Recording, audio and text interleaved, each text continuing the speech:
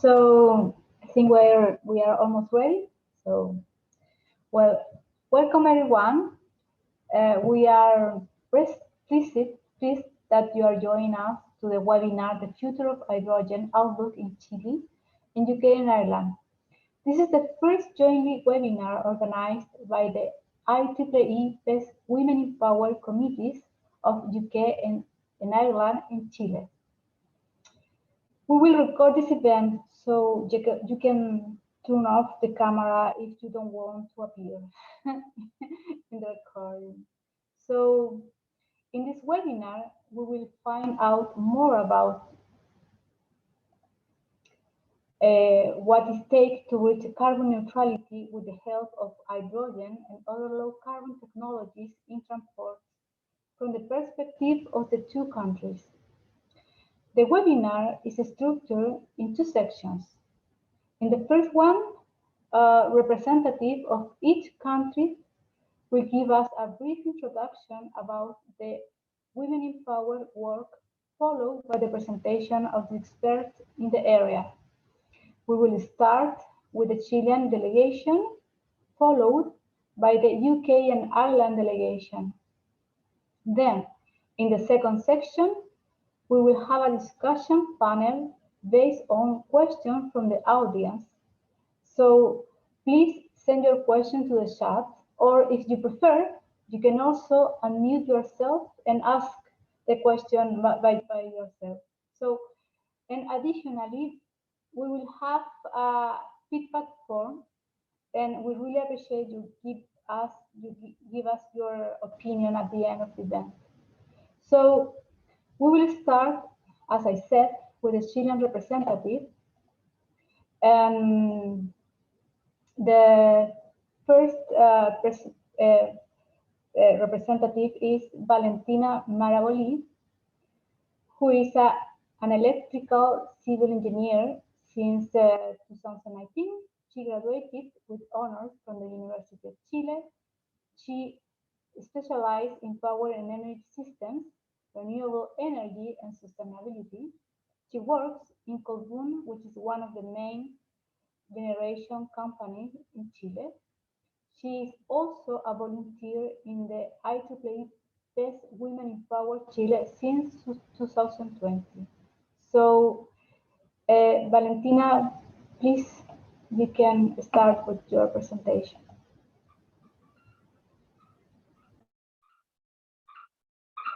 Okay, you can see my presentation, right? Yes. Oh.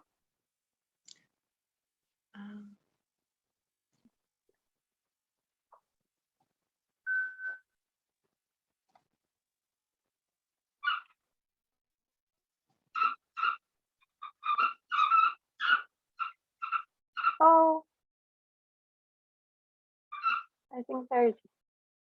Can you see my presentation? I think I didn't see it. Wait, my image. I don't know. I think it is a bit slow. Okay. Oh. I don't know. Maybe we can start with another thing because my screen is freeze right now.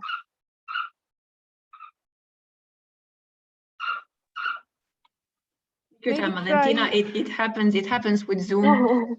Take your time. Try sharing the window, just the window of the presentation. Yeah, I can't see my window.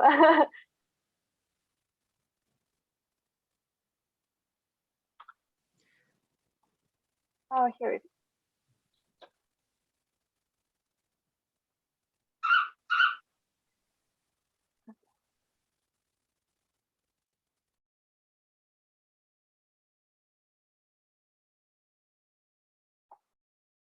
Okay, can you see it right now? Yes, great. Yes. Great. Okay, hello everyone. My name is Valentina Maravoli and I am a representative of Women in Power Chile. Well, Women in Power is an association part of IEEE, and is part of the Power and Energy Society. We promote an increase in the number of women in the areas of power and energy and motivate them to acquire leadership positions that they execute adequately. Also, we support the career advancement, networking, and education in the energy industry and achieve their full potential as professional leaders. Right now, we are looking for an increase in women empowered volunteers. We're promoting webinars, and we have our post-pandemic project that right now is like pandemic project still. And we show scenarios and advances of women around the world. Our team is confirmed by 14 members, which come from two cities, Santiago and Valparaíso, and they are former students or are studying in 4 universities. And we have 7 professional members. Here you can see our team. On the first row, on the left, you can see Barbara Blanco, which is the president of Women in Power Chile. Also here you can see on the first row our professional members, and on the second row, our student members. And finally, here's our email and our social media. So you can join us as Women in Power. And if you want to join us as a volunteer or as an IEEE member, you can write us, or you can see our next webinars that we have next month or the year. Thank you. Thank you, Valentina. So now it's the turn of Veronica Puga from Chile also. She's part of the team leading the implementation of Chilean National Green Hydrogen strategy. Her specific area are hydrogen valleys, labor and skills, local value, and communities, certification, and economic regulation. She previously worked in the NGO sector tackling local socio-technical challenges such as water and energy. So, Veronica, please, can you start with the presentation? Hi, yes, I'm pressing the share screen button.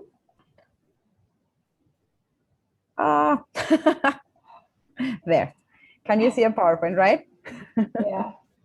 Appear Yeah, a little bit of WhatsApp and other tabs. Okay, so should I address the gender and STEM topics first, right? Like the questions you sent, and then start the presentation? No, you just start with the presentation. We will check the question at the end. Oh, great. Sorry, yeah, do you mean the diversity questions? Yes, like why I decided to go on. Yes. Yes. Okay, so I do address them now. Yes, please. Great.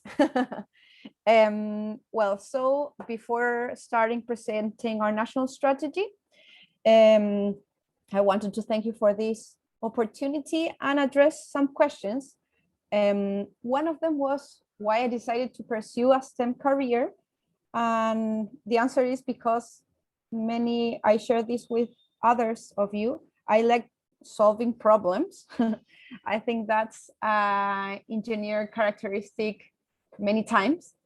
So I love complex, wicked problems when they had to do with sustainability or social environmental issues. That is what one of my passions. In fact, when I revised a study where they gave problems to different students, and the engineer students will talk about innovation, technology, solving the problem, and social science would go the roots of the problem. How does this problem compare with other problems? So yeah, that's why I decided this.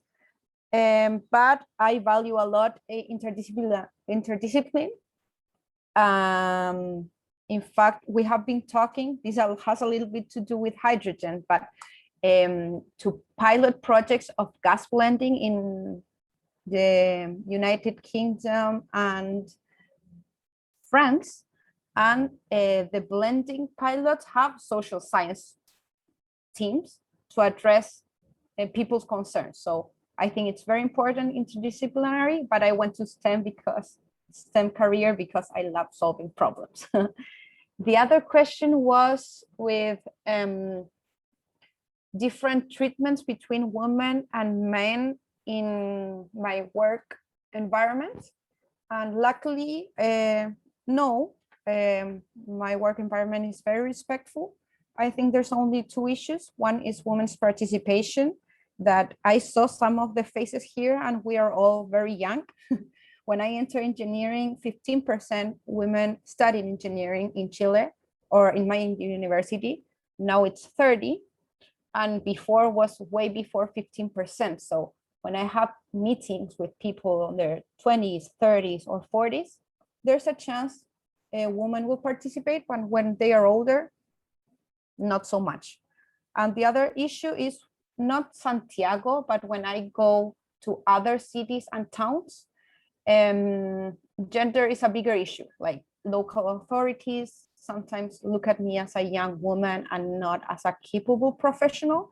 So I have to do some efforts and not talk about weather or food, because sometimes that's a challenge that happens here. And finally, so that we can start talking about hydrogen, was what has helped my career be successful. No, I don't know if successful, but my career is asking for help to special people. For example, in hydrogen, I'm not an expert on compression or electrolysis or carbon prices, but it's important to articulate, ask for help. And in some cases, I have some women mentors. I think that has helped me a lot in my short career. So now I will go on to the presentation so that we have time and are respectful with the time of everyone. I will not present the whole national strategy. After this, I can send, for example, the Spanish and English version on the chat.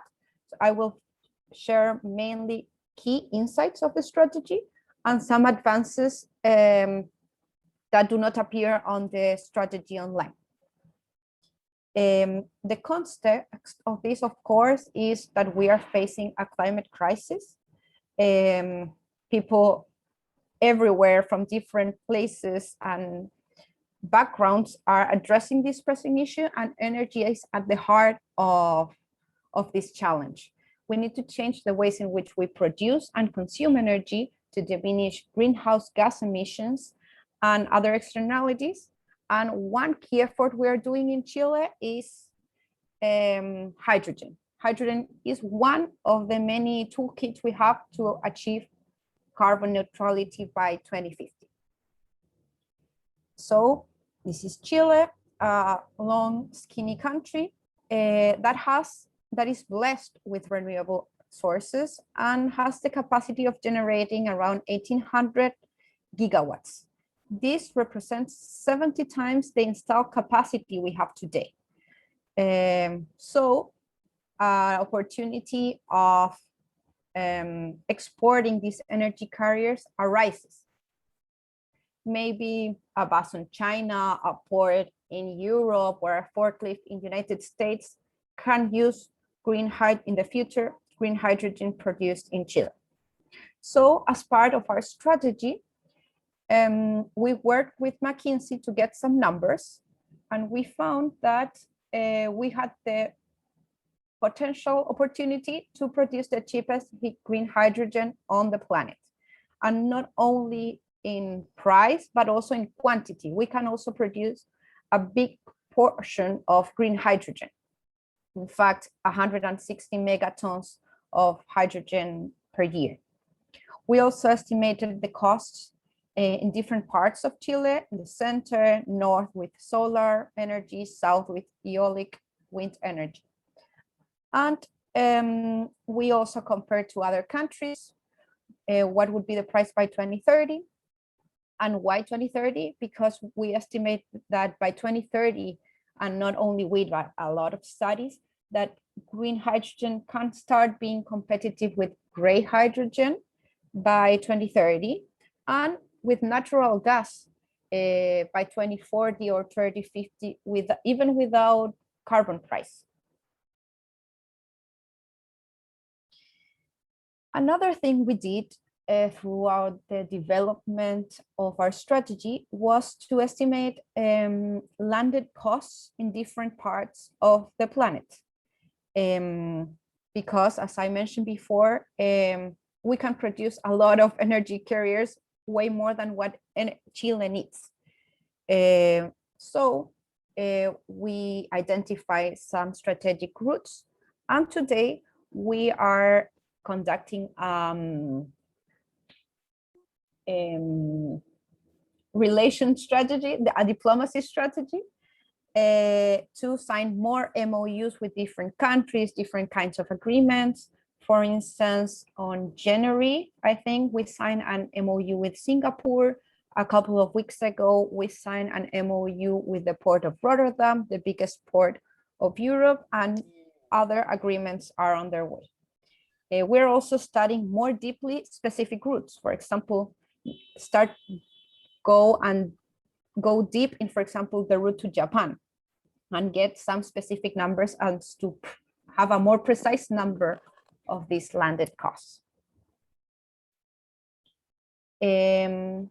Finally, in these general messages, hydrogen offers Chile a unique opportunity, not only for decarbonizing our economy, but also for having a clean industry of the scale of our mining sector. In Chile, our mining sector is big, represents, I think, around 10% of our GDP, and I think more than half of our exportations. So this offers opportunity to diversify our economy, and also hydrogen can tap into the mining sector, helping decarbonizing, scaling up the first applications, etc. These are some numbers of our strategy. For example, the cheapest green hydrogen on the planet I mentioned before is for 2030. We are thinking on this value. And for 2025, have an installed capacity of 5 gigawatts and a production of 200 kilotons in at least 2 hydrogen valleys. So that's another topic we are also looking into, and what the presentation of myself presented. And we're looking into hydrogen valleys. What are they doing elsewhere? How can we tap into scale and value chains, etc. To implement the strategy, we have 2 stages or waves. The first one is a domestic ramp up and export preparation. So today there is a big economy or use of gray hydrogen, but green hydrogen is new, is still not cost competitive. So we need to accelerate the deployment in applications.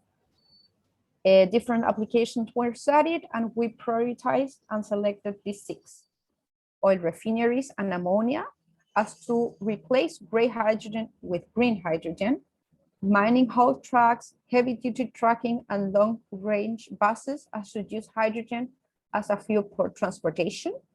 And finally, blending into gas grids, as to replace natural gas, a few portion of natural gas, with green hydrogen. And this scale up can help us build local supply chains, acquire experience, develop not only demonstration pilots, but industrial pilots. And the other part of this wave is the export preparation. So that by 2025 or 2030, we can get to the second wave that has to do with scaling up hydrogen and capture global markets. The first exports will have to do most with green ammonia, as you can see here in the numbers. And later on, green hydrogen and e-fuel exports will deploy, mainly because green hydrogen has some challenges with liquefying it or compressing it because of its energy density. Now, looking into what actions we're conducting as to implement our strategy, we have grouped our actions in 4 work streams: regulations and permits, finance and incentives, domestic market and international partnerships, and local value. These slides have a lot of content, so first I will read so you are not listening to me and reading at the same time. So here, regulations and permits. Transparent harmonized standards will reduce risk and uncertainty for early projects. So the objectives are to reduce uncertainty in the market, to accelerate and facilitate the execution of green hydrogen projects, and reduce the complexity associated with new project development. Since these projects are new, we need to know how our regulation structure adapts or how it works. For example, before a new law was enacted, hydrogen was only considered a feedstock or dangerous chemical thing, but we have to conceptualize it in Chile as a fuel. So those are different regulations we have to start initiating here in Chile. 3 key initiatives in progress has to do with defined economic and taxation instruments to level the field between fossil fuels and green hydrogen or other sustainable alternatives. In Chile, we have some carbon pricing in some specific applications, so that's one topic we have to analyze. The second is develop a green hydrogen by law for key application to enable quick and effective development projects, and develop a green hydrogen quota mechanism to promote demand in sectors such as gas grids. So these 2 bullets have to do with today we have gas grids that can transport natural gas, in some cases other things. So if we want to blend hydrogen in our grids, we either have to modify a regulation or create specific exemptions for pilots or early demonstration projects.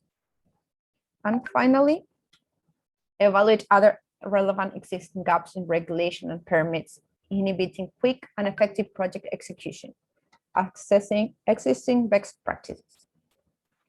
On finance, we have 2 things: close cost gas, because I have mentioned before, green hydrogen is more expensive than gray, blue, or other hydrogen. And we have to develop incentives to promote development of early stage projects.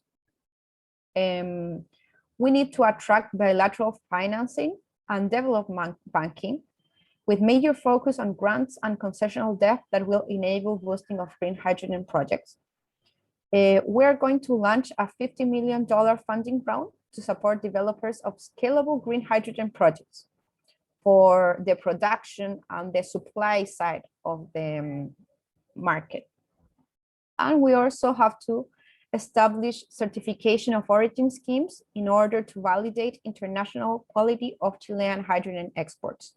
So for example, we are about to finish a study of certification of origin schemes here in Chile as to see what companies or Chile can do as to adequate our hydrogen production with the requirements of different markets. For example, some countries talk about low carbon hydrogen and not green hydrogen. In Europe, for instance, there is the Renewable Energy Directive that regulates carbon footprint of different things. So that's something we have to know about if we want to certify our green hydrogen. And next steps, establish additional initiatives to reduce financing costs for green hydrogen projects. I'm seeing my time, so yeah, I think I still have time. Domestic market and international partnerships.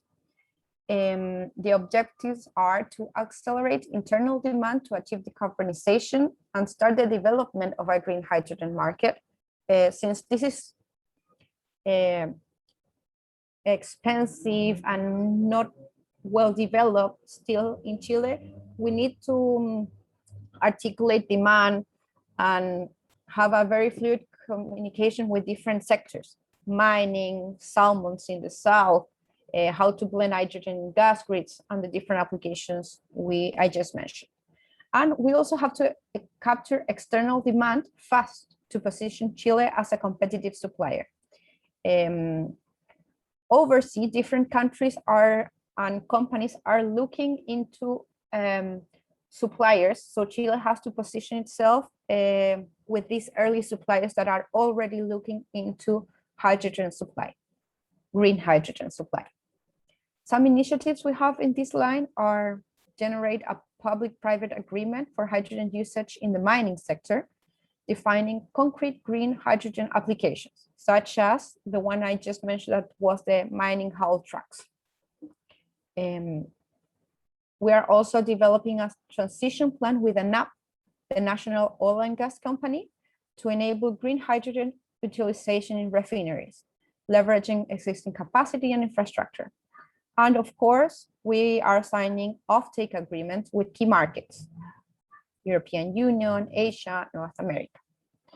Next steps, we have to define additional support to foster exports and aim to become a top 3 exporter of green hydrogen by 2040. And we have to attract consortiums bringing international demand. Since Chile would be most on the supply side, we have to be well connected with also the demand side. And finally, local value. Developing infrastructure and capabilities will accelerate a green and resilient transition.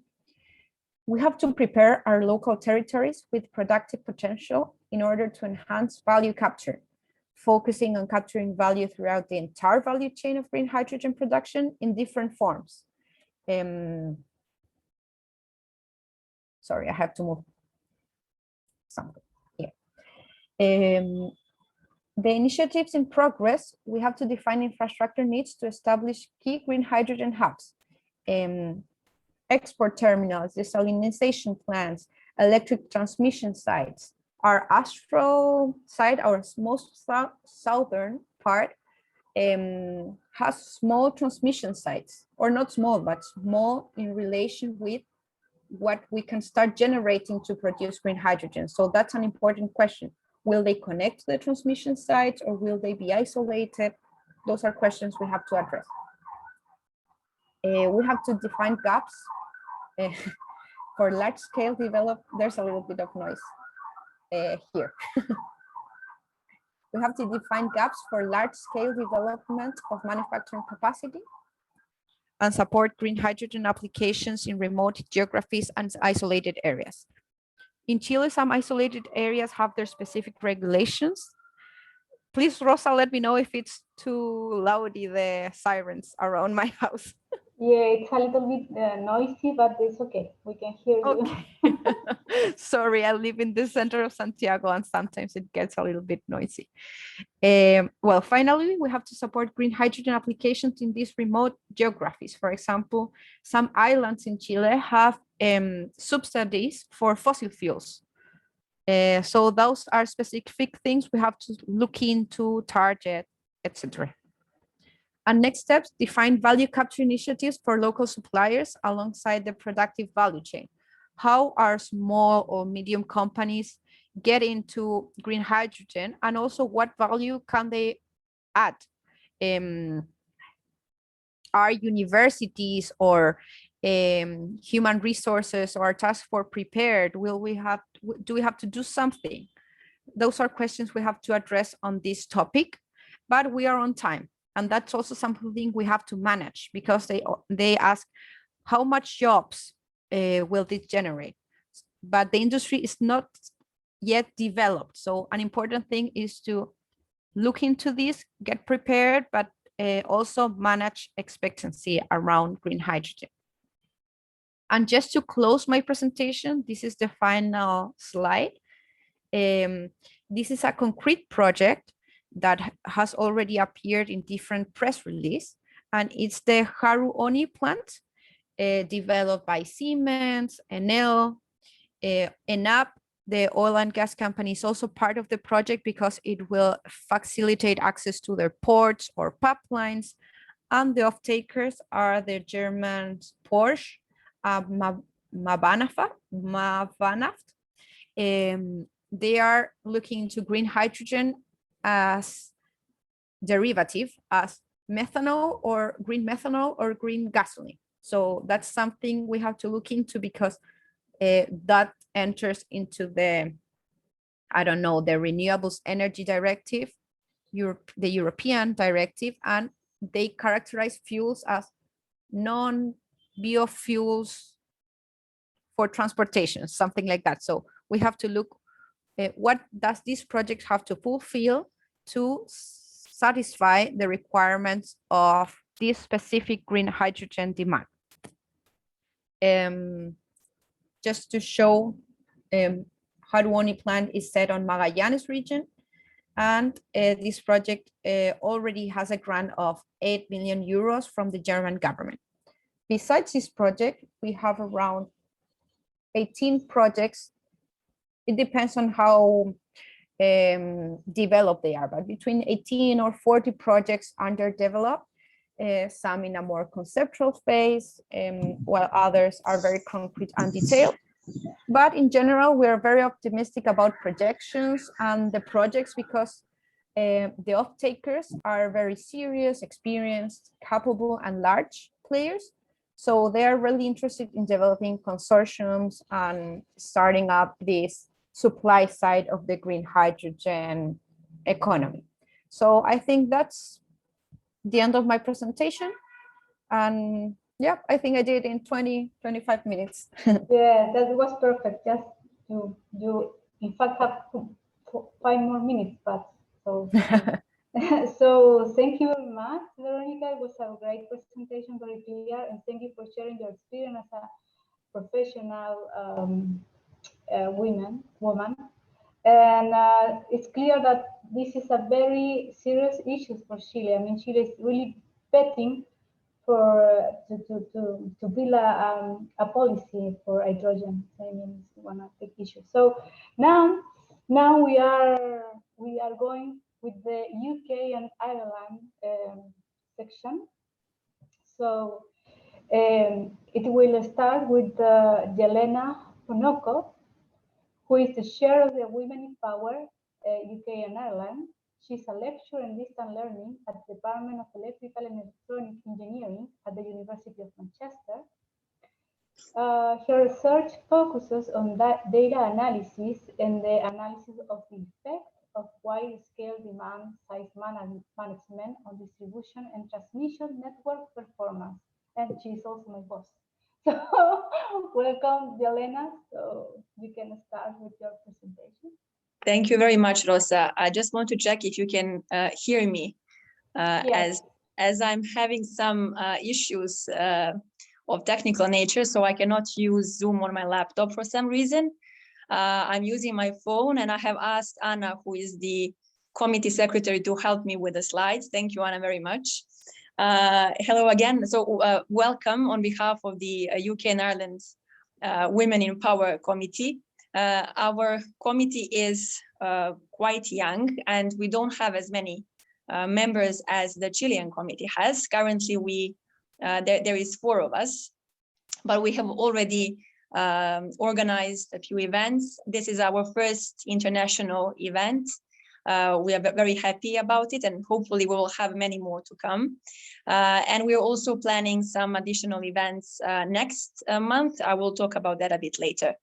The reason Women in Power exists, at least in my opinion, is because women in power and energy need a bit of a hand. Firstly, because we are still in significant minority. There is usually about 20% of female students in these subjects. And then as you climb up the career ladder, there is less and less women in the room. There is another thing, women commonly make 1 or more breaks in their career due to some family commitments.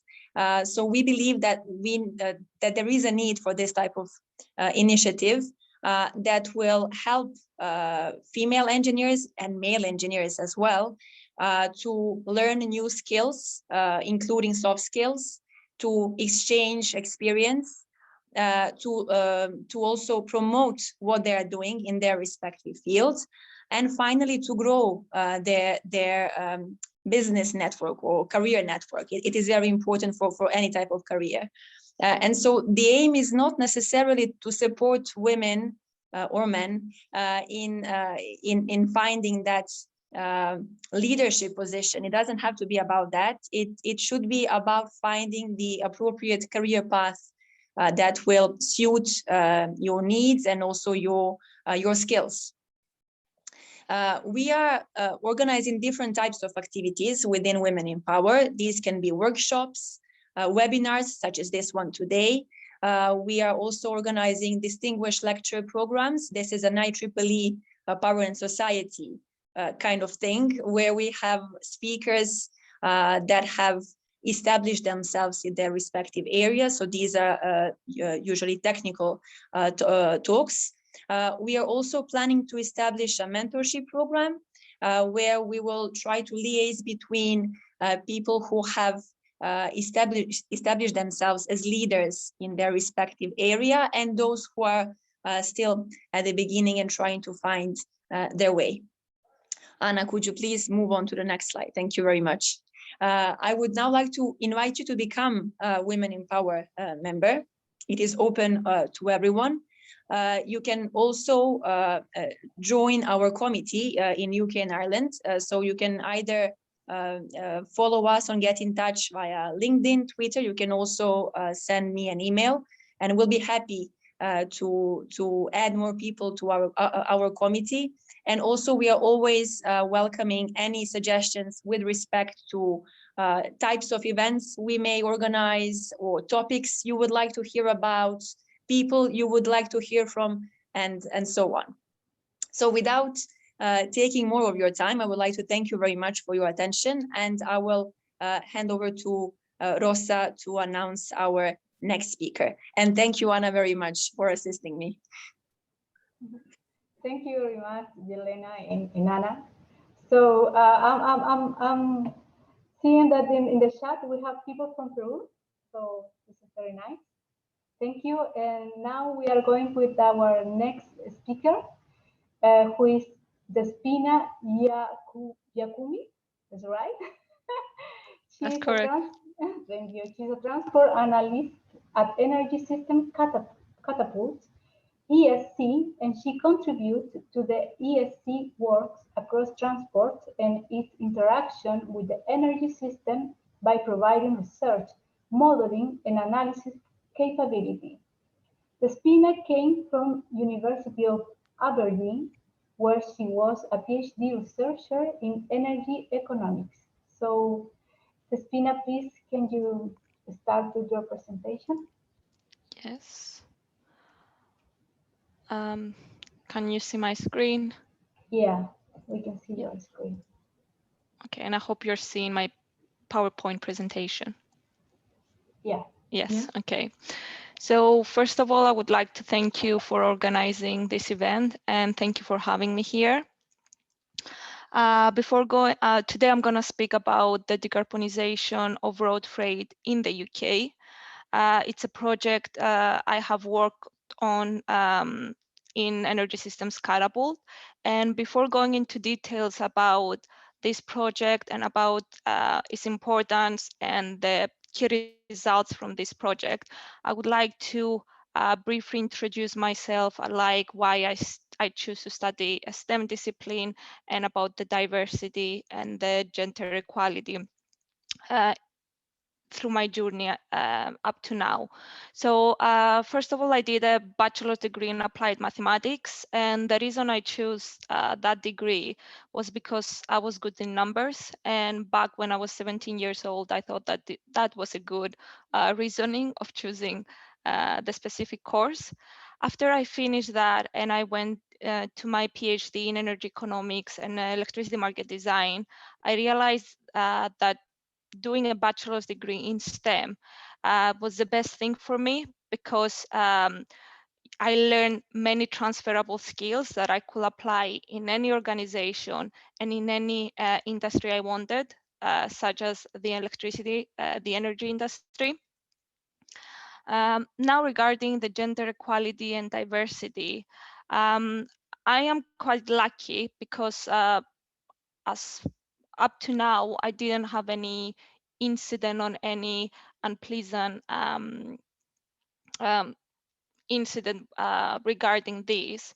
I am treated really well on my current job, but something I have noticed from my PhD, from the period I was doing my PhD, it was that people in the panels, in the different conferences, were mainly white males, and while women and other racial or ethnic minorities continue to be underrepresented. So I think that's something that we still need to work on. And I'm glad that I see different groups like the Women in Power to trying to improve this.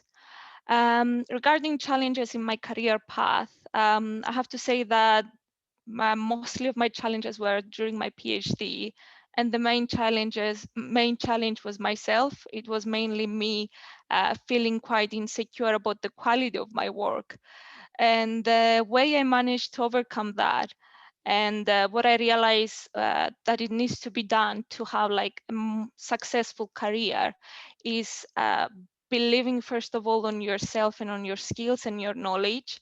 And I managed to overcome that by having also some people around me who I had them as mentors, and also helped me to understand that the quality of my work is really good, and that with hard work and I can succeed whatever I want.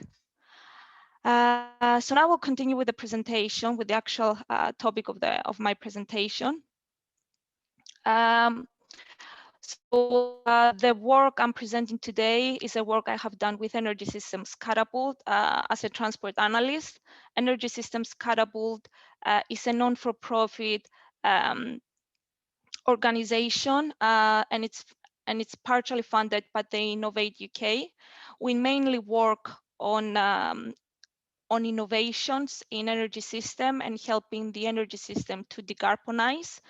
And we bridge the gap between stakeholders in the sector, academia, and research centers. So we are collaborating with industry, the government, and with universities.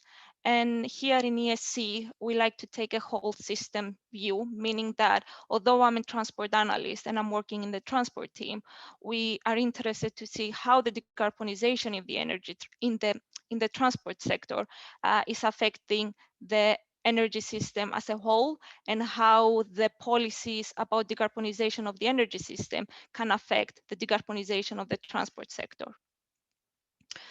So now I will continue with mentioning some challenges regarding the electrification of transport in the UK. In the UK, we mainly focus on the electrification of the transport, especially of the passenger vehicles, cars and vans. Battery electric seems to be the most viable solution now.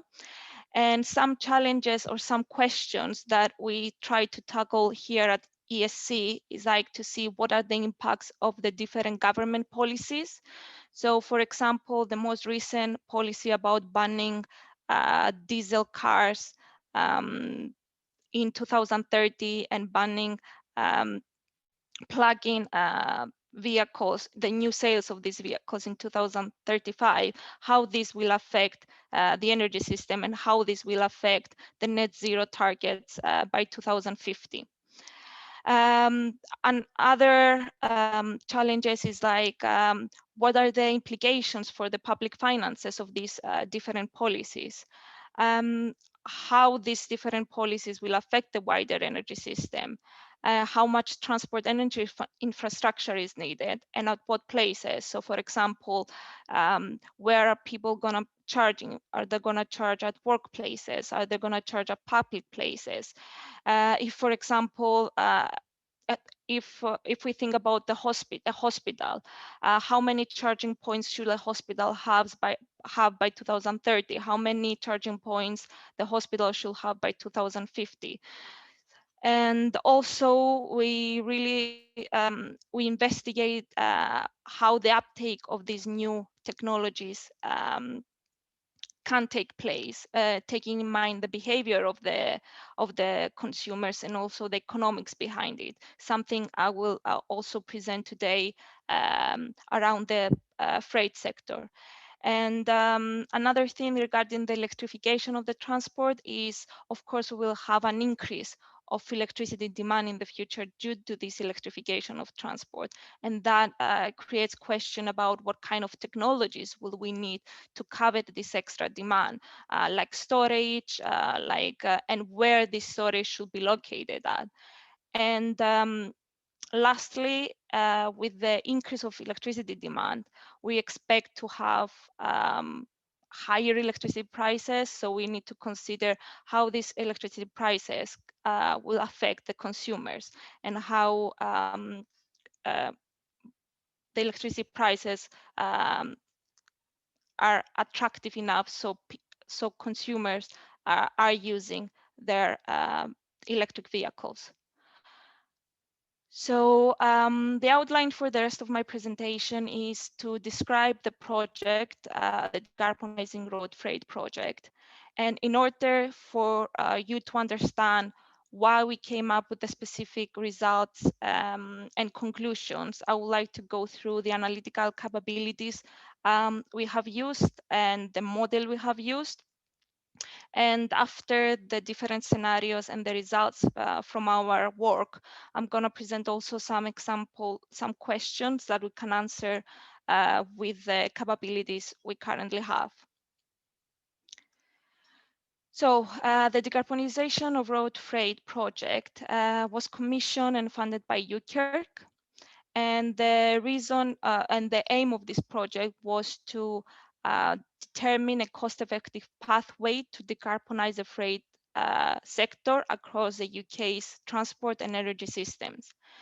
Although the decarbonization of the decarbonization pathway of the vehicle park is quite clear with the different policies that the government has established, the decarbonization of the heavy goods vehicle sector is still undetermined. So this is something that we wanted to investigate further. And for this, we collaborated with Advanced Propulsion Center in the UK. And what we have done is organize workshops with industry and academia, and also conducted a literature review so we can define a scope of the project and close a connection between the modeling and the real world. And the outcome of these workshops resulted in specific research questions we wanted to address. And to address these questions, we have used 3 different modeling tools, which I'm gonna go in detail in the next slides. So the first tool we have used is our energy systems modeling environment model called ESME. And the ESME model is a world system modeling tool. Which includes the major flows of energy like electricity generation, fuel production, heating, energy use in buildings, energy use in industry, transportation of people, and freight. It's an international peer review model, which was originally developed by ETI, but now is hosted and maintained and further developed by Energy Systems Catapult. And the latest development of the model was to include the net zero targets by 2050. It's a list optimization model. And what it does, it analyzes the different combinations of technologies in each of the sectors that includes and selects the combinations which together minimize the total cost of the energy system while meeting specific target and constraints, and in this case, while meeting the constraint of the net zero target by 2050. This was really useful tool because we wanted to see how the different pathways and the different scenarios about decarbonizing the road freight could affect the whole energy system, could affect the production of hydrogen, the production of electricity, for example. However, when we presented, one of the outcomes of the workshops was that the vehicle categories represented in the ESME model were not realistically representing the real freight sector because they are based on their weight. So we decided that in order to have a more realistic representation, that we had to develop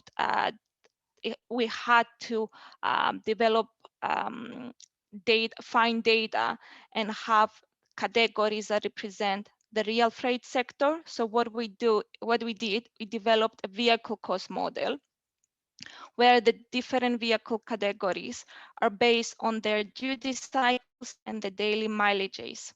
And this vehicle cost model is a bottom-up vehicles cost calculator, which means that we are calculating the different components that the different powertrains need. So, for example, an electric battery powertrain, we have calculated the size of the battery.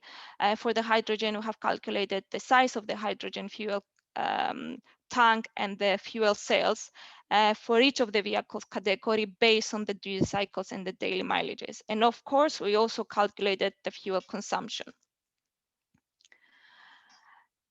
Another tool we have used was the rate Freud model, which was developed as part of this project. So we want ESME. In ESME, we had the freight sector represented, but we wanted to have a more detailed look on the freight sector. So we have developed this model, and it is derived by the ETI's gas well to emission model, which is publicly available in ETI's website. And the road freight model is hosted, maintained, and it's under ongoing development by ESC. The road freight model projects select the rate of uptake of different powertrains in heavy good vehicles. And now it's under development, and we want to include also medium good vehicles, large vans, coaches, and buses. It provides insights into the size of the market opportunity for alternative powertrains for heavy good vehicles, and the most economically optimal pathway, and any innovations needed to deliver these benefits. The model calculates the vehicle park based on how attractive the vehicles are to the operator, and the attractiveness is represented by the total cost of ownership over a time period. The powertrain included in this model is diesel, gas, fuel cell, plug-in electrics, catenary electrics, and hybrids of all those. In total, we have 14 powertrains. And the heavy good vehicle segments we currently have are 13, and they include categories such as parcel delivery, construction, and it has rigid heavy good vehicles and articulated heavy good vehicles. So the way we use these models is we derive, as I said, in the vehicle cost model, we calculate the different components of the different powertrains for the specific segments. And we derive the CapEx of the vehicle, the OpEx of the vehicle, and the fuel consumption. These data are used as input data for the road freight model, where the road freight model results in the number of heavy good vehicles and the different powertrains we may have from now up to 2050. And then these results are included in ESME as inputs, so we can see how the park of the heavy good vehicles can affect the whole energy system. Now I'm just going to give a brief description of how the road freight model works. We have the input data, like the general input data, like commodity prices, taxes, etc. And then we have the input data regarding the heavy good vehicles, which some of them we are getting them from the vehicle cost model. And then the model calculates the total cost of ownership. And then a logic-based choice model is used to calculate market shares with the lowest total cost of ownership attracting the highest share. And the outcome of this model is a total number of powertrains in the market, sales of powertrains, total cost of ownership, energy use, number of refueling stations, fuel, and the fuel price annually. Very important for all of this is the total cost of ownership, because the model picks up, calculates the market share of the different powertrains based on this value of the total cost of ownership, which includes the vehicle price, the capex of the vehicle, the residual value, the fuel expenditure, and the maintenance cost. And the fuel expenditure, of course, depends on the fuel price, where the fuel price is calculated based on the commodity price, the cost to transport the fuel to the station, the capex and opex of the station, and also the station profit margin. So I had to give a description of the model of the different methodologies we have used, so I can explain what kind of result, why we have the results we have. So the decarbonization of road freight, as a result of the decarbonization of road freight, we had a report which is published in ESC's website.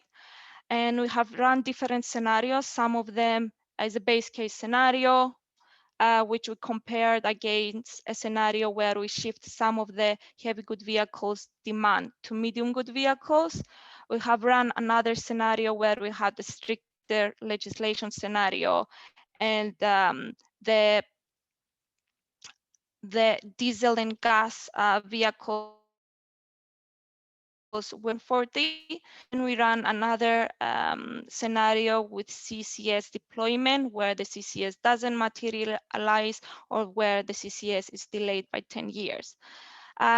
This project was commenced like in 2019, so since then we have made, as I said, a lot of changes, and we have also included the catenary motorway, and I will present in the results also the catenary motorway.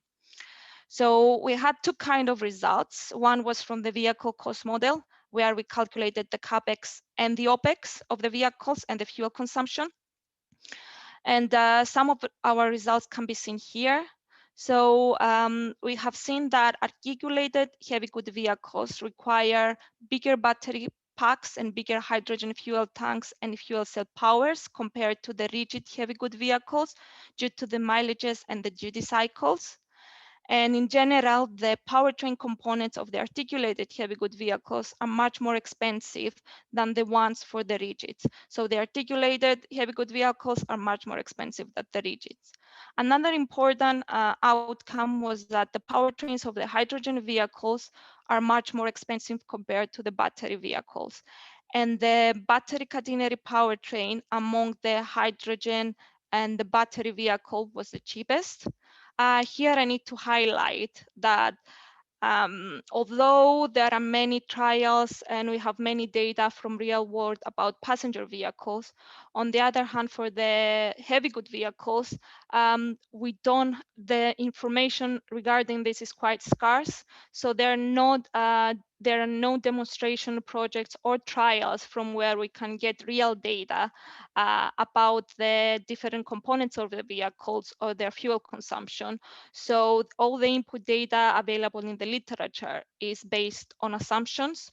So these results are based on the latest data available. Of course, in order to reduce this uncertainty around the cost components and the fuel consumption, we need to have data from demonstration projects, trials. So the data, the uncertainty in the data is reduced, and we can have a more outcomes that represents the reality more accurate. Here I'm presenting some of the results from the model itself. As I said, the majority of the research is not demonstrated and commercial information is not publicly available. Regarding policy, we found that enforcing stricter regulations on emissions insists to be the quickest transition to a zero emission heavy good vehicle fleet. We have run, although this project was not run with ESME Net Zero, we have done some runs with ESME Net Zero after the end of this project. And we have seen that in order to get a net zero energy system by 2050, we should ban the sales of new diesels and new gas vehicles, heavy good vehicles, in 2035 to 2040. And system level, result in the system level, we have seen that forcing the vehicle park to zero emission vehicles, like ban them from 2040, resulted in an increase of electricity generation capacity as expected, because the demand for electricity is much higher. And shifting demand from larger vehicles to smaller vehicles could reduce emissions, because the medium good vehicles shift to battery electric vehicles much more quicker than the heavy good vehicle sector. And if you remember, I presented you how the total cost of ownership was calculated, which it take the vehicle cost, and of course it included the infrastructure cost. And as we have already seen, the vehicle cost of hydrogen was much more expensive than the battery electric, from the data we have, except the vehicle itself, the infrastructure for hydrogen, the refueling infrastructure for hydrogen was much more expensive than the electric chargers and the catenary infrastructure. So one of the outcomes of the project was that to support the uptake of hydrogen vehicles and make them cost competitive with electric powertrains, the vehicle technology and infrastructure cost needs to be reduced. So, another outcome was that electric vehicles and catenary vehicles are more cost competitive compared to the hydrogen powertrains. And as I highlighted before, this is based on the most up-to-date data available in the literature. And before finishing, I would like to just show you two graphs showing the total cost of ownership between two different vehicles, to highlight the importance of the vehicles categories, of studying the different vehicles categories separately. The first one is an articulated heavy good vehicle, and the other one is rigid. Although we have around 14 powertrains in our model, I choose to show some of the low emission powertrains here. So we have the diesel and the gas as baseline, and we have diesel hybrid, battery, and hydrogen. We can see that the diesel hybrid can be used as transition vehicle to the electric vehicles, and currently the battery electric is much more cheaper than the hydrogen in both vehicle segments. And we can see that in the rigid category, because it needs a smaller battery due to the daily mileages, the cost of the electric vehicles is much lower. So the battery vehicle becomes competitive compared to the diesel by 2040, something we cannot notice in the articulated, where the battery powertrain compared to the diesel, it's much higher. So my last slide is about potential research questions that we can answer with the tools we have in Energy Systems Catapult. Is like predict the uptake of different powertrains in heavy good vehicles, medium good vehicles, buses and coaches, and large vans. We can give information about what kind of infrastructure is required to support new vehicles. We can investigate policy implementations. We can investigate why some of the powertrains might not be competitive, like might be due to the refueling cost, due to the commodity price, or due to the vehicle cost. And we can see which powertrains are more favorable for each sector, for each segment. So I would like to thank you for your time. And thank you, Despina, for your very nice presentation, and also thank you for sharing with us your experience as a professional engineer. So I think it's very nice to hear that you have had a very nice experience. I think that is the way it should work always. So now I would like to ask to Veronica and Despina to turn on the camera and microphone in order to start with the discussion panel. So we already have some questions, but I would like to know if someone from the audience have any questions. So please feel free to ask. Just turn on your phone by microphone by yourself and ask if you have any questions. So there is any question from the audience? Yes? No? I have a question. Okay.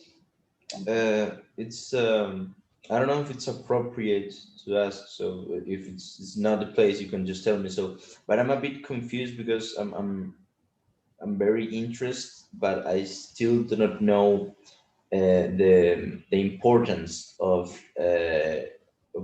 green hydrogen, of what will it do once harvested. You know what I mean? I don't know if it's a bit too much ignorance, but you tell me. Don't worry, nobody. I mean, everybody. Maybe Cristina and Veronica, they don't, but I mean, almost everybody are ignorant about hydrogen, so it's okay. I don't know if Veronica, Cristina, do you want to answer the question? Maybe he can clear it a little bit more if what's the relevance of hydrogen, like in general. Particularly for the energy sector, I'm still not sure how the hydrogen, in particular green hydrogen, can be used for energy. Is like useful in batteries? Is it that it's more efficient than other sources? Once again, I'm sorry if it's a bit too basic of a question. it's not a basic question, it's fine. I can answer from the transport aspect, and then Veronica, you may have something to contribute in more general knowledge. So for example, hydrogen, it's much more preferable compared, it has some benefits compared to the batteries because it takes much less time to refuel a vehicle. It's like a diesel, so in just few minutes you can have your vehicle full with fuel. And compared to the batteries, where imagine if you have a heavy good vehicle, you need a huge battery, so you might need several hours to charge your vehicle. And compared to the fuel cells, you can make a distance without refueling. You can cover a longer distance with hydrogen compared to the batteries, because bigger the battery, it means that it's much more heavy. So if you have a much more heavy battery, it means that specifically for the freight sector, you need to remove some of the load that the freight is carrying. So the benefits from the transport is for it's much quicker refuel, and it's also can move more goods and also move in more distance without needing a refueling. So it's more efficient from a space and size point of view. Yes, and from time aspect. Yeah. Yeah. I can complement a little bit, and I will share my screen just to show. Can you see this PDF, this document? Yes. Okay, this is a very enlightening document. It's from Hydrogen Council, Path to Hydrogen Competitiveness, and is a chart of different, when you ask about hydrogen or green hydrogen, normally you also have to ask about the application. And that's something Despina also talked about. In which cases green hydrogen it's important, or it's cost competitive. So in transportation, for example, forklifts are a very good example, and there are already forklifts operating with green hydrogen because of what Despina just said, that when the forklifts operate with battery, you have to wait time for the battery to charge. So you are paying someone and has to be waiting for the forklift to get charged. So forklifts, hydrogen forklifts have the advantage that in a few minutes, the forklift will already be charged. In electromobility, normally, or in transportation anywhere, normally things that are small and travel short distance are more electrical, and that are heavy and long distance are more hydrogen. So that's like a generalization, not always, but an easy generalization about understanding that. So I profoundly recommend this document because you can just see the chart and it's very easy to understand. For example, in electricity, backup generator is one of the applications to replace backup generation from fossil fuels with hydrogen, but it's still very expensive.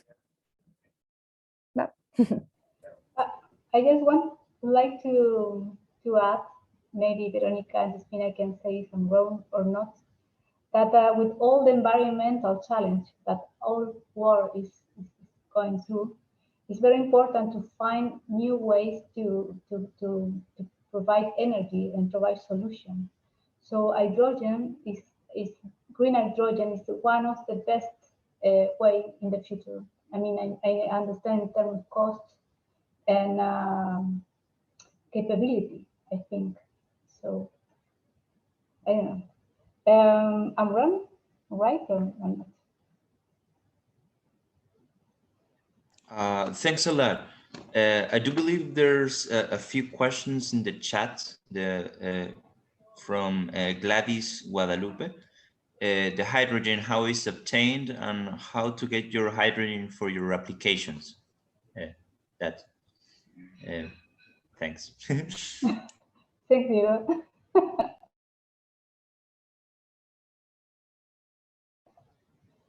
Well, hydrogen can be obtained in different ways.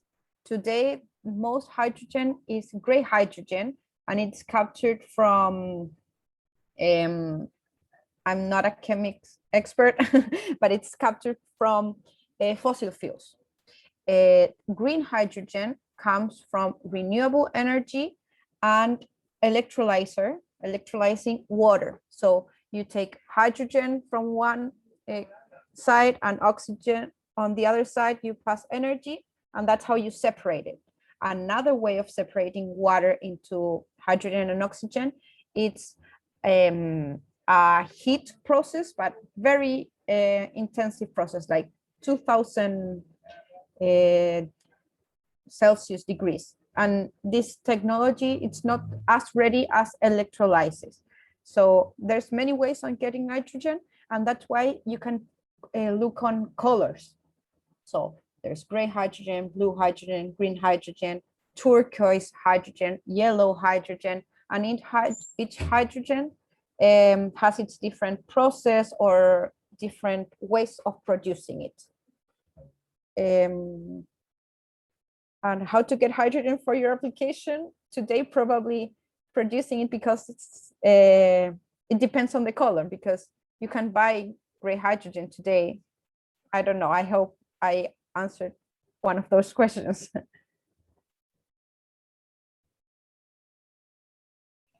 I don't know, Despina, if you want to complement the answer.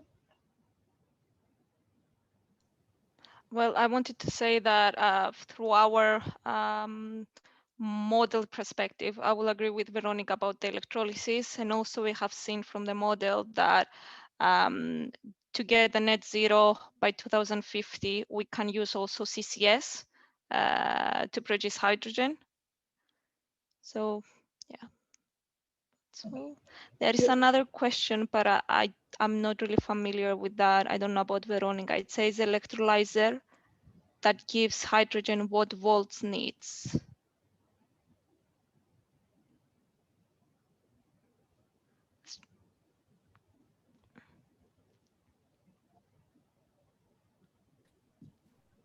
I could look into it. I really don't have the number right here, so I pass meanwhile.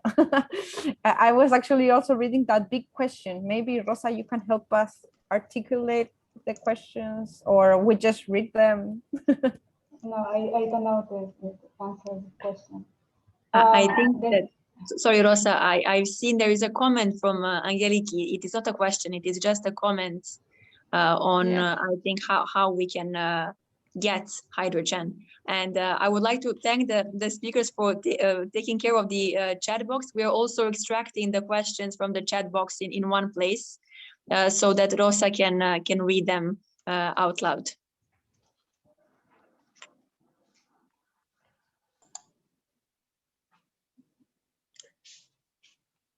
Rosa, I think you are muted. I'm sorry. So the next question is it possible to use green hydrogen to power airplanes?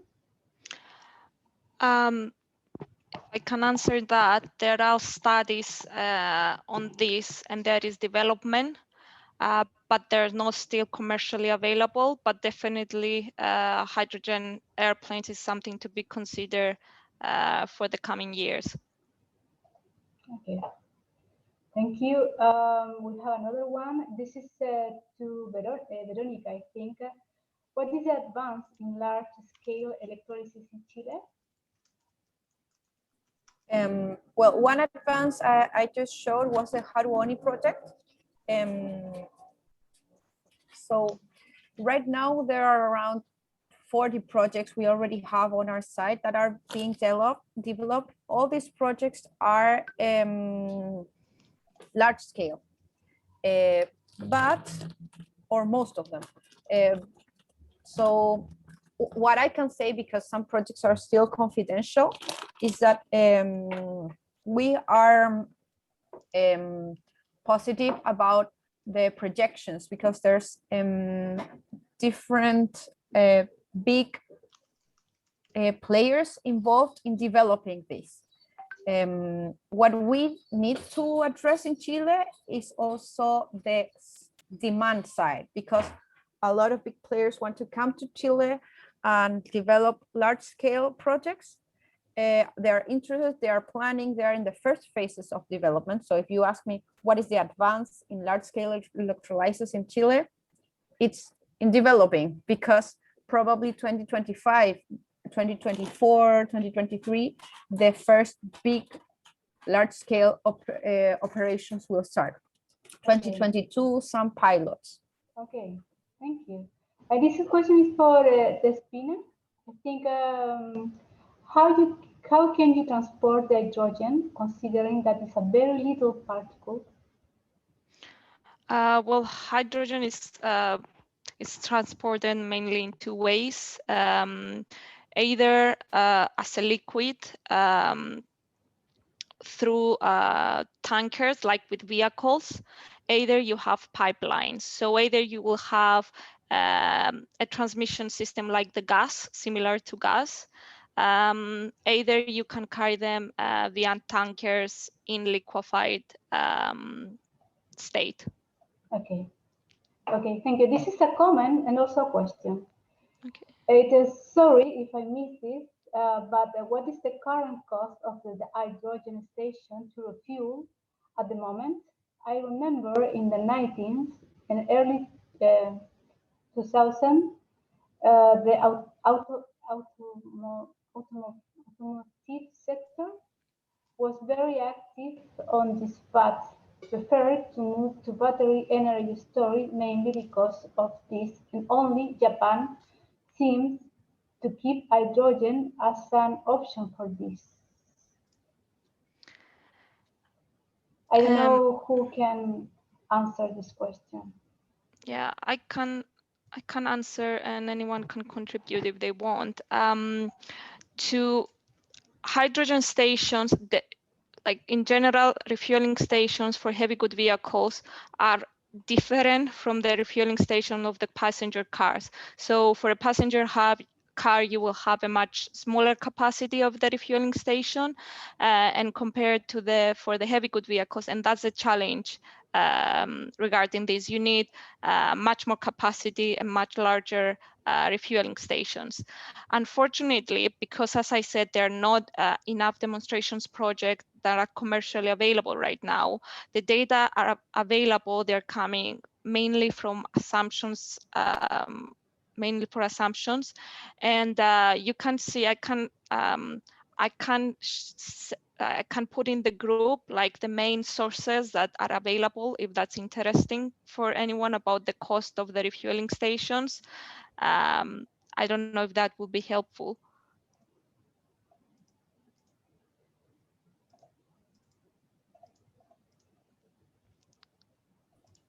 Just to complement also both comments, the one that Angeliki Locato comment, that's a very good point. Just as I made the example of transportation, small and big and short kilometers and long kilometers, in batteries, normally happens the same thing. So if you have a hospital and you want to have backup generation in case of an emergency, normally hydrogen would be a better option because you can have it there just waiting for an emergency for months. But when you need power up, for example, for at night, you don't have renewable energies because the sun is not there, then battery is a better option because batteries are better for energy demands that are frequent, but hydrogen you can store it. So that's a very good point. And on transportation, just to comment that in Chile, pilots are being developed in two ways. One with dual combustion and the other one fuel cells. So also it is different for the different uses you give hydrogen for transportation. Okay, thank you both. Now I have some question that we have for, this question is for both, for Veronica and Despina.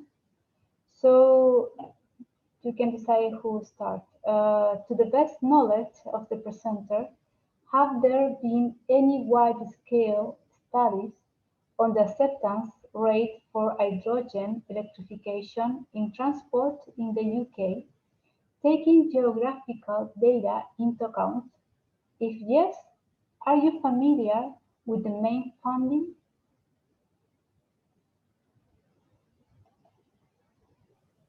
May I just comment on this? As this is one of the questions that we have made within the committee.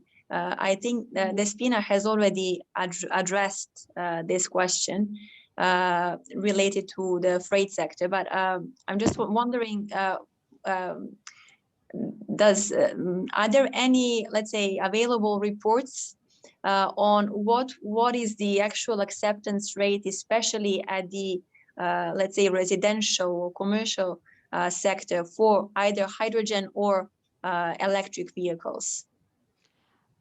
For the passenger vehicles, yes, there are quite a lot of studies currently, especially for the electric vehicles.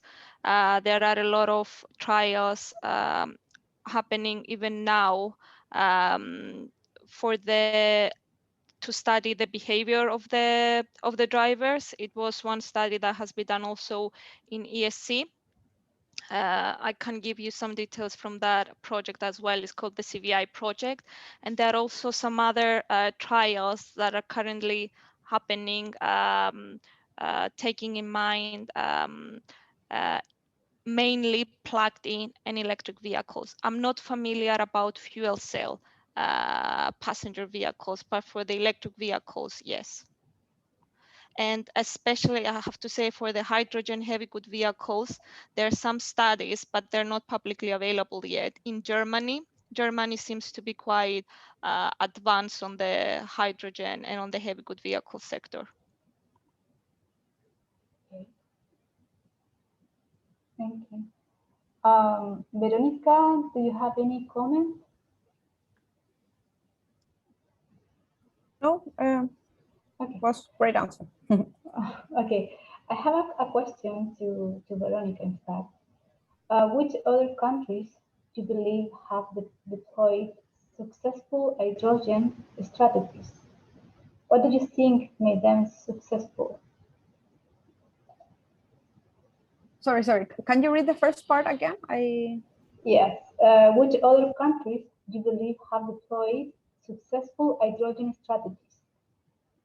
Oh, there are many countries that have already deployed their strategy. In fact, I think Despina can help me. UK is developing their own right now and about to publish it.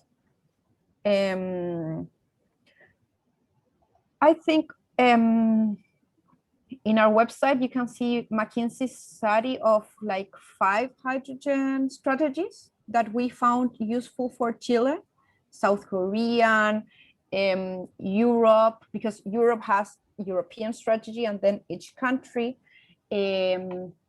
Australia, Germany, Japan.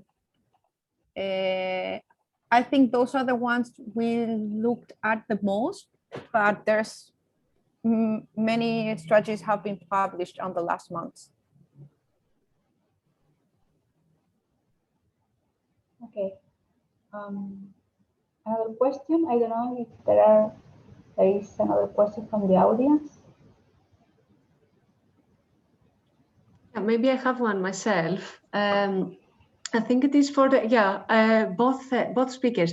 So I was wondering if you are aware of projects that they study collocation of different assets. So for example, you have the hydrogen, the electrolyzer, but you also have renewables and you also have batteries. And if you have investigated anything like participation in electricity markets or in hydrogen markets. So let's say you take all of these different assets and you try to find a business model that you can make money by participating in markets, basically selling hydrogen, either for heating or transport, and then also, have the electrolyzer with the battery and make money as well in electricity markets. I was wondering if you are aware of projects like existing installations in that area.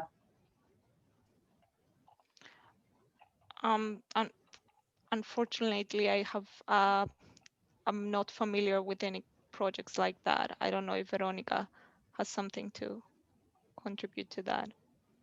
Yeah. Just to be totally clear, projects that have electrolyzer and produce green hydrogen or use the green hydrogen to energy, right? Exactly. So something that it is like, that you have all of the assets collocated. So for example, you have renewables and you also have battery on the side as well.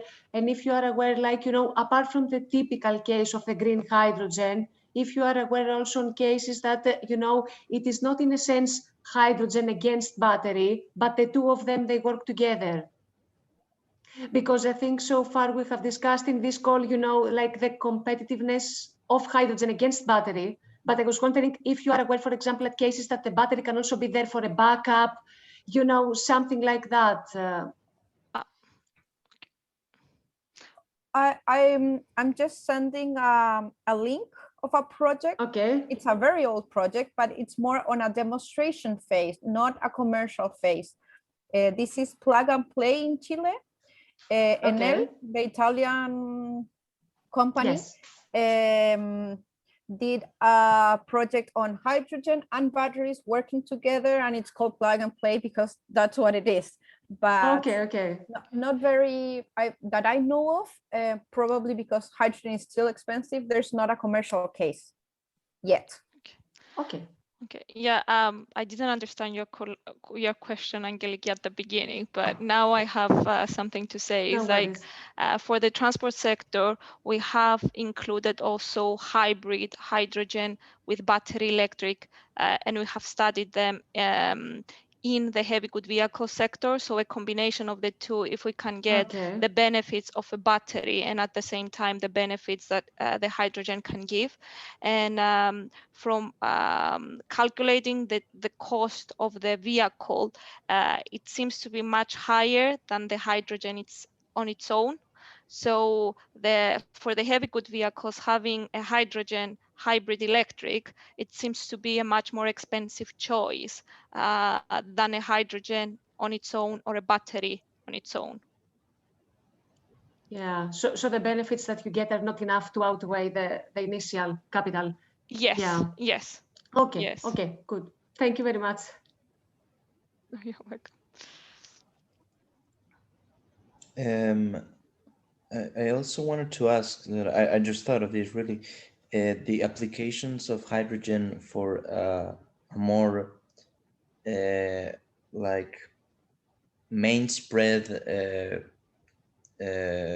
production of energy. Like, could it be used for like in some application to like feed the power of a city or a small country, or is just mainly for batteries and optimization of battery sizes that it can be used currently?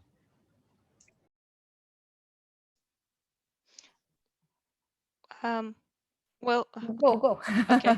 Well, hydrogen can be used also to produce electricity. So you can have it in your energy system, in the energy system. So if we take the UK study and the net zero target by 2050, the generation of electricity to get the net zero, it includes also a high level of renewables and also high level of hydrogen from electrolysis and hydrogen produced from CCS to cover the high demand in electricity. So hydrogen can also be used as a means of production of electricity. Yes, definitely. I should look that up. Just to complement, finally, hydrogen is a gas, so you can combust. I don't know if that's the correct word in English, but you can combust it for anything you want, for transportation, for generating electricity. The thing is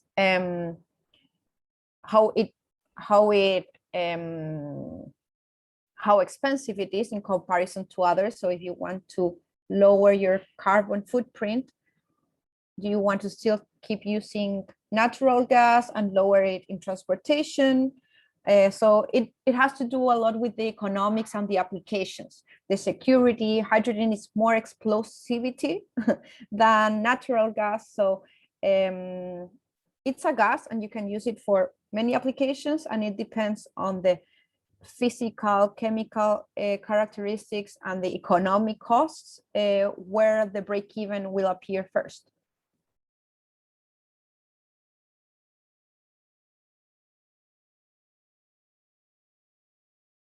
Another question?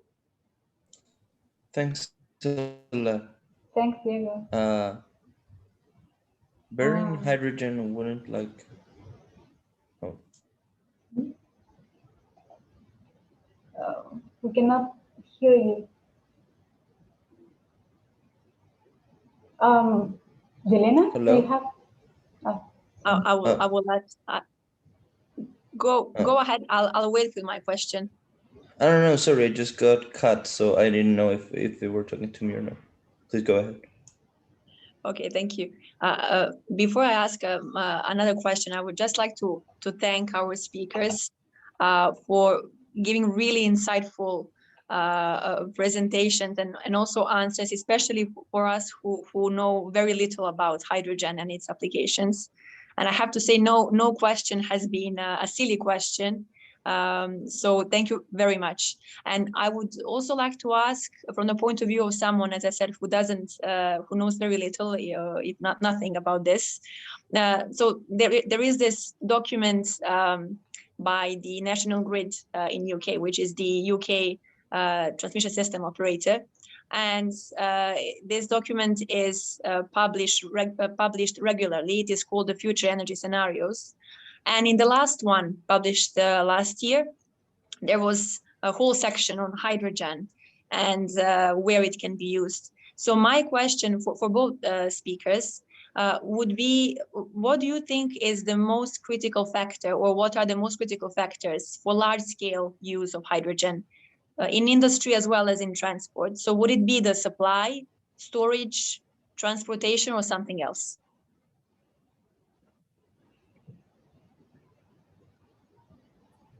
I can go. One opportunity where the green hydrogen or hydrogen will appear, it's many times referred to the hard to abate sectors. So some say that where you can electrify, but where you can't, meaning fossil fuels, transportation, feedstock, there you can put green hydrogen. So I think that's one answer. You can have plenty, but one is focusing on hard to abate sectors. And the comparison chart I shared before is a good example of cost competitiveness and break even in different applications. And if I can say about the hydrogen, I think it is challenging about the transmission of the hydrogen. Like they are looking, especially in the UK, they are looking different ways of how they can transmit the hydrogen. They were even like thinking either replacing the existing gas network with hydrogen or creating a new transmission network, because the transmission network is quite expensive. I mean, it's an investment, so you need to think about the investment as well for the hydrogen. About the question of Elena, I have a compliment. I don't know. What about the security? What about the safety issues? I mean, hydrogen is a little bit unstable gas. So at least in Chile, we have a lot of earthquakes. It's a very seismic country. And I imagine this is also in UK, it's an issue, how to produce and transport and use in a safety way the hydrogen. I don't know if this is an issue or not.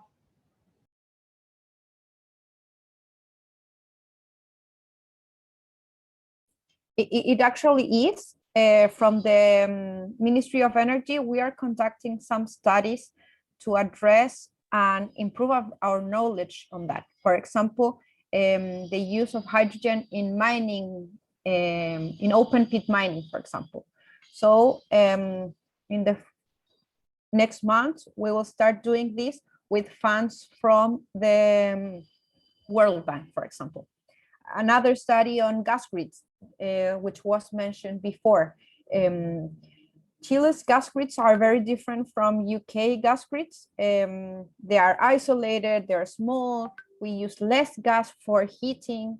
They are different materials in different grids. So we are also going to study 5 gas grids in Chile and see what would be the issues of blending hydrogen with natural gas.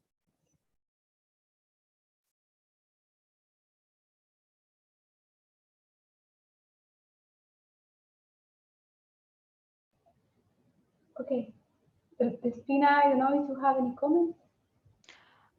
Regarding the safety of the hydrogen, I will have this. I honestly have the same questions as you, because we haven't, like, currently in my current position in ESC, we don't really look on the safety of the things. We just look from the more economic aspect. So we leave the safety to other departments to deal with.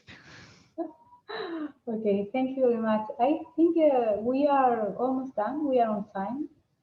I just want to thank you everyone for attending and joining us in this seminar. This is the first joint seminar with our committees, so we are very happy. We are pleased that you are here, and I don't know if Yelena and also someone from the Chilean committee want to say something to close the seminar.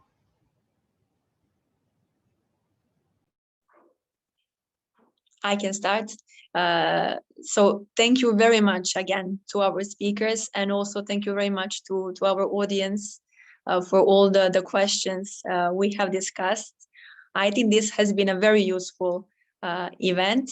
And I can only remind you again, if possible, to fill in the feedback form. This is very useful to us so that we know what we need to change for our future events, and we are looking, of course, forward to new joint events with the committee in Chile. Thank you again.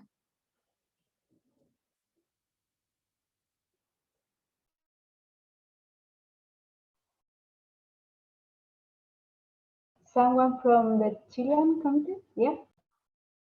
Yeah, we would like to thank our participants, the Women in Power UK, Veronica and Destina. Also, we would like to thank Civil Chile that helped us also come with this seminar. Thank you very much. I don't know if would you like to turn on the camera to take a picture? You know, if possible, before to close the seminar.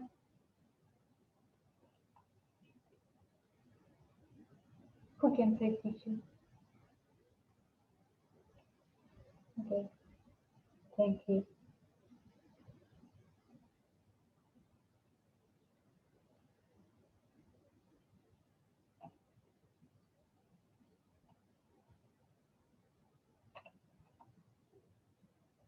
Okay, thank you very much. I'm trying to save the picture. Give me 1 second, please.